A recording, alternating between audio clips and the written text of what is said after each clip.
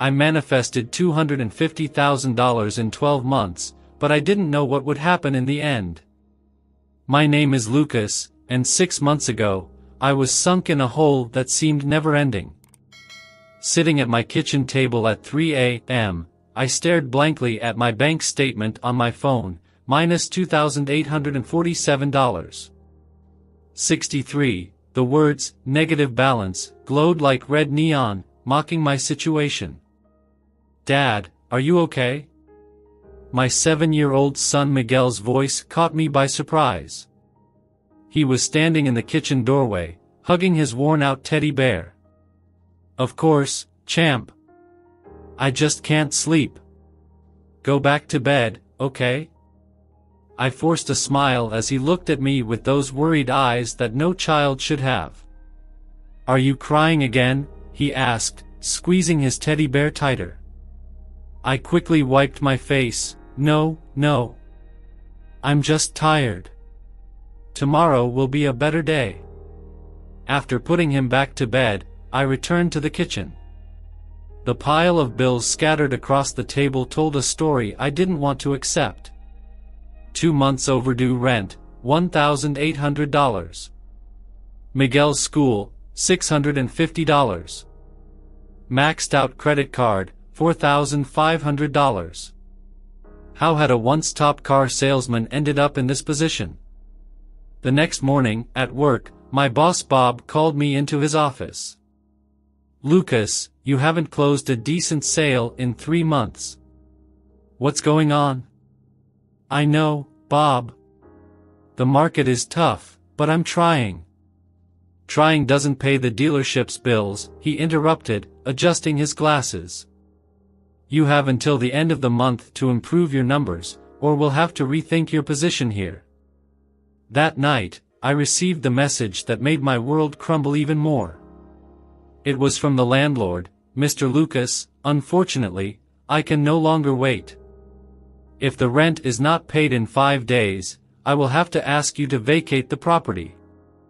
I sat on the worn-out sofa in the living room, the weak light from the TV flickering in the dark. The sound of the old refrigerator humming in the background seemed to amplify the silence of my loneliness. I picked up the picture frame on the side table, a photo of me with Miguel at the park, from when things were still good. How am I going to explain to my son that we might lose our home? I murmured to myself, feeling the weight of failure in every breath. The truth hurt. I was completely lost. Every morning was a struggle to get out of bed, every forced smile for Miguel was a mask threatening to fall. My dreams of giving my son a better life seemed increasingly distant, melting like ice in the scorching sun of reality. Has anyone ever felt this way? Like you're sinking in quicksand, and the more you fight, the faster you sink? It was a rainy afternoon at the dealership, and I was on my break, hiding in the coffee room. No one was coming to see cars in that weather, so I took the opportunity to watch some motivational videos on my phone, anything that could help me get out of this phase. Hey, Lucas, are you going to sit there all day? Sarah, the receptionist, walked into the room. There's a video I need to show you. It changed my life last week. Oh, Sarah, please, not those coaching videos of yours. I sighed, spinning my cold coffee cup. Just 5 minutes. What do you have to lose? She insisted, taking my phone and typing something into YouTube.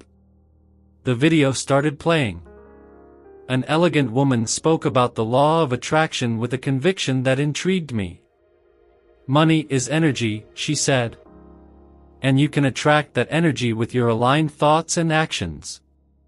This is ridiculous, I murmured, but I kept watching. Take out a piece of paper now, the woman in the video instructed, and write down exactly how much money you want to manifest. Be specific. The universe responds to clarity.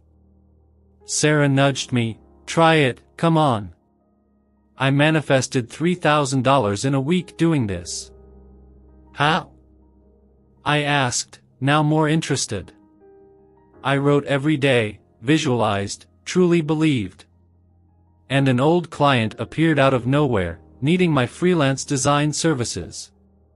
That night, while Miguel slept, I found my old school notebook at the bottom of a drawer. The rain tapped on the window as I looked at the blank pages. "This is crazy," I said to myself, but something inside me urged me to try. I began to write. I, Lucas Miller, manifest $250,000 in the next 12 months. I stopped, nervously laughed. It was an absurd amount. My phone vibrated, another overdue bill. I looked back at the notebook and continued writing, this time more forcefully. I am prosperous. Money flows to me easily. All my debts are paid. Dad? Miguel appeared in the doorway, rubbing his eyes. What are you writing? I am writing our future, son. Can you write that I want a new bike? He asked, sleepily smiling. I smiled back, feeling something different in my chest. Was it hope? Of course, champ. I'll write that too. That night, I slept with the notebook next to my bed. The last phrase from the video echoed in my mind. The life you want is waiting for you, you just have to believe. I didn't know yet, but that old notebook would be the beginning of a transformation I never imagined possible. A week passed since I started writing in the notebook. I was having breakfast with my friend Carlos, who has always been my confidant since school days. So you're telling me that writing in a notebook is going to make $500,000 appear? Carlos laughed, nearly choking on his coffee. Lucas, man, you've always been realistic. What happened? I quickly closed the notebook, feeling like an idiot. When you talk like that. Look, I get it. You're desperate, but you need to think clearly. Manifestation? Law of attraction? That's talk for naive people. His words weighed like lead. That afternoon, at the dealership, I found myself staring at a new Porsche in the showroom. A customer walked in, all dressed up, BMW keys in hand. Can I help you? I asked, forcing a smile. Just looking, he replied curtly, barely making eye contact. I sat at my desk, opening the hidden notebook. The words I had written seemed ridiculous now. I am a successful salesperson. Customers trust me. What nonsense, I muttered, slamming the notebook shut. At home, I found yet another collection letter. The bank threatened to ruin my credit. I grabbed my phone to call my mom, to ask for a loan, but I stopped. The shame was greater. Dad, look what I did at school. Miguel ran up to me with a drawing. It was our house, much bigger than it actually was, with a car in the driveway. It looks nice, son, I replied, distracted. It's our future home. Just like you're writing in the notebook. His words hit me. He had hope in me while I was giving up. That night, I couldn't sleep. Doubtful voices echoed, who do you think you are?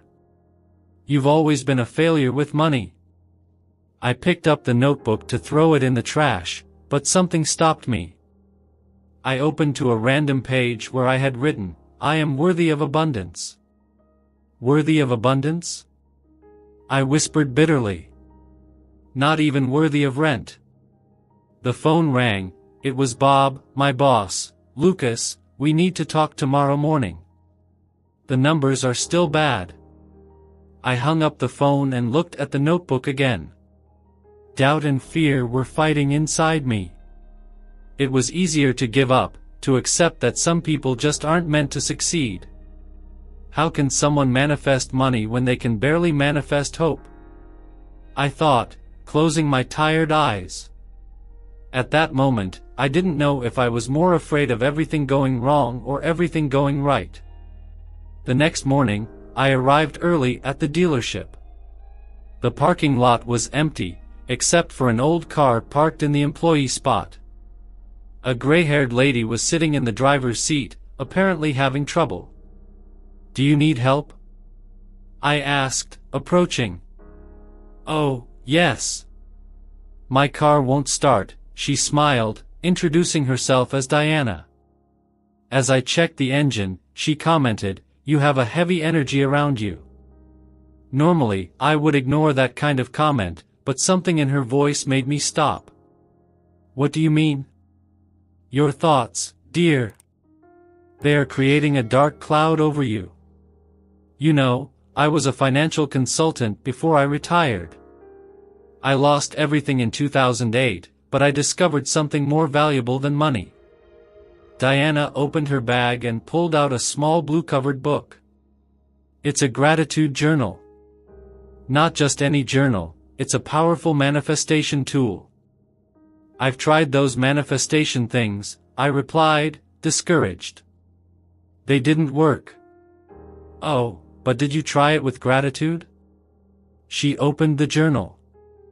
"Look, every day I write 3 things: what I have, what I want, and why I am grateful for what is yet to come. How can I be grateful for something I don't even have?" "That's exactly the secret," she smiled. "Before going to bed, write as if you have already received it. I am grateful for the $5,000 I received today." Feel the emotion of gratitude. The universe does not distinguish between past and future, it responds to your present emotion. Diana handed me a new journal, still sealed. "Start today. 3 pages, morning, afternoon, and night. And most importantly, feel every word you write. I can't accept. You can. And when your life changes, pay it forward to someone who needs it." That night, I sat in the kitchen with the new journal. Unlike other times, I didn't start by listing what I wanted. I wrote, "I am grateful for the air I breathe, for Miguel's smile, for the opportunity to start over." Suddenly, something changed inside me. A feeling of peace, even amidst the chaos. "Dad, you're smiling." Miguel noticed, walking into the kitchen. "I'm practicing gratitude, son. Want to try?" He sat next to me, and together we wrote, "We are grateful for our new home, for the new bike, for being happy." For the first time, I didn't feel like I was lying to myself. Gratitude transformed my desires into something more real, more tangible. Diana was right, there was a difference between manifesting out of desperation and manifesting with gratitude. 2 weeks passed since I started the gratitude journal. Something subtle began to change. First, I noticed it in the little things. A customer who was usually rude greeted me with a smile. Then, Sarah called me excitedly, "Lucas, remember that podcast about sales I recommended? They're looking for salespeople's stories for a special episode." "So what?" I asked, organizing my desk. "So I sent your story about how you sold that Audi to the impossible customer last month. They loved it. They want to interview you." My heart raced. I grabbed my journal and read what I had written 3 days earlier. "I am grateful for the opportunities to show my work to more people." On the day of the online interview, my hands were sweating. The host asked about my sales techniques, and I was surprised to speak naturally about human connection and understanding customers' needs. "Dad, you're on the internet!" Miguel shouted excitedly, watching the podcast the next day. The episode went viral among sales professionals. My phone started ringing, other salespeople wanting tips, managers curious about my techniques. Bob called me into his office. "Lucas, your numbers improved by 40% this month." "What changed?" I smiled, thinking of the journal in my drawer. "I changed my perspective, Bob." "Well, keep it up. I'm promoting you to team leader." That night, I opened my journal and wrote, "I am grateful for the $800 raise I received today. For the first time in years, I didn't have to choose between paying rent or the bills. Sarah noticed the change. There's something different about you. Even your posture has changed. You know that manifestation you showed me? I found my own method. Teach me? She asked, her eyes shining. I remembered Diana's words about passing it on. I bought a new journal for Sarah and explained the process. A month later, I received a message from her. Lucas, you won't believe it. I got 3 new clients for my freelance work. At home, Miguel surprised me by drawing in his own little notebook. I'm doing the same as you, Dad. Writing thank you for the good things. I looked at my bank account, $3,200 saved. It wasn't a fortune, but it represented more than money. It was proof that something was working. How long until we're rich, Dad? Miguel asked innocently. It's not about being rich, son, I replied, realizing the truth in my own words. It's about being grateful for the journey. That night, I wrote in the journal, I am grateful for finally understanding that true manifestation begins with a grateful heart. Fall arrived, bringing news that would change everything. I was in the office when Bob came in with a gentleman in a perfectly tailored suit. Lucas, this is Mr. Thompson, the owner of the largest dealership network in the state. Impressive podcast, Mr. Thompson began. But even more impressive were your results from the last few months. How many cars did you sell again? 42, sir. In 3 months. And you trained your team to do the same, he smiled. I'm opening a new dealership. I need a general manager who understands people, not just numbers. My heart raced. I discreetly opened the drawer, touching my journal where I had written, I am grateful for the opportunity to lead my own business. The starting salary is $250,000 per year, plus performance bonuses, Mr. Thompson continued. And profit sharing after the first year. That night, I sat down with Miguel to talk. Son, we're going to have to move. It's to another neighborhood, but... Is it that house I drew? His eyes lit up. Not exactly, but... It doesn't matter, Dad. You're happy, I can see it on your face. I took out my old journal, rereading the first pages. The tear stains were still there, along with the desperate words from months ago. The next day, Sarah hugged me tightly. You did it. I always knew you would. Actually, no, I confessed. I didn't believe it. Until I started being grateful for what I didn't have yet. And now? Now I understand that money was just part of it. The true manifestation was realizing my own worth. On my first day as general manager, I entered the new dealership before dawn. The building was still empty. I sat in my office, and opened a new journal. I am grateful, I wrote, not for the position, not for the salary, but for learning that I deserve abundance. My phone rang, it was Diana. I felt today was a big day for you, she said. How did you know? Gratitude has that special energy. Now it's your turn to spread that energy.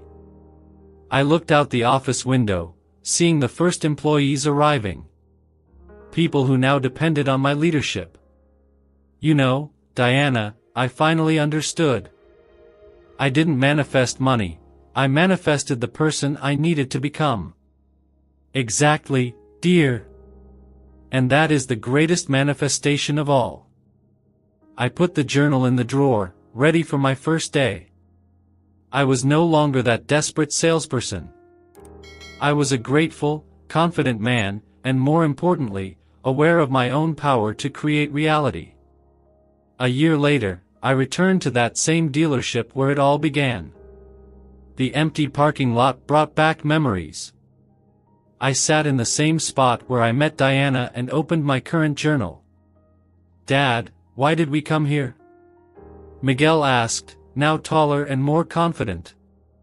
"Because it was here that I learned the greatest lesson of my life, son." I took out of the trunk a box with 50 new journals. The week before, I had received my first annual bonus, $65,000.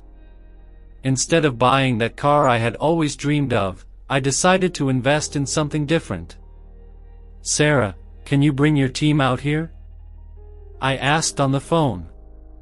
Minutes later, 15 salespeople gathered in the parking lot. I recognized in their eyes the same desperation I once had. "A year ago, I was where you are," I began. "I couldn't pay my bills, I was afraid of the future. Until I learned something more valuable than sales techniques." I handed out the journals, explaining the process that changed my life. It's not about writing wishes. It's about feeling gratitude for what hasn't happened yet. But how can you be grateful when everything is falling apart? A young salesperson asked. "Start with the basics," I replied. "Be grateful for the air you breathe, for the sun that rises, for the chance to start over." Gratitude is like a small light that grows until it illuminates the whole path. Sarah smiled, showing her own worn journal. "It works, everyone. My earnings tripled since I started." Miguel tugged at my sleeve. "Show them that first page, Dad." I opened my old journal. Here is my first gratitude entry, made at the hardest moment. And here, a year later, the realization of every word written. "But what if it doesn't work out?" someone asked. "The question isn't whether it works or not," I replied. "It's about who you become in the process." Money, success, are consequences of your inner transformation. That night, at home, I received dozens of messages from the salespeople, already starting their gratitude practices. Miguel showed me his own journal, where he was writing about his dreams of being a scientist. I sat on my porch, looking at the stars. I thought about Diana, how a seemingly casual meeting changed everything. I opened my journal one last time that day. I am grateful not for what I've achieved, but for who I've become. I am grateful for the ability to help others discover their own power. I am grateful for understanding that true abundance starts in the heart. Because in the end, the greatest manifestation wasn't the money in the bank, the new house, or the position. It was discovering that I always had the power to change my reality. I just needed to believe, be grateful, and take action. And you, who are watching this now, what reality do you want to manifest? Grab a piece of paper, write down your gratitude, and watch the magic happen. The universe is waiting for your first thank you. So, what did you think of this incredible transformation story? If something in this video inspired you, leave a like so that more people can see it. Write in the comments, "I believe in change," and share how you plan to transform your life.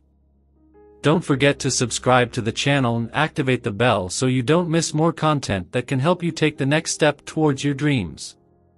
The universe is waiting for your move, and so am I. Until the next video.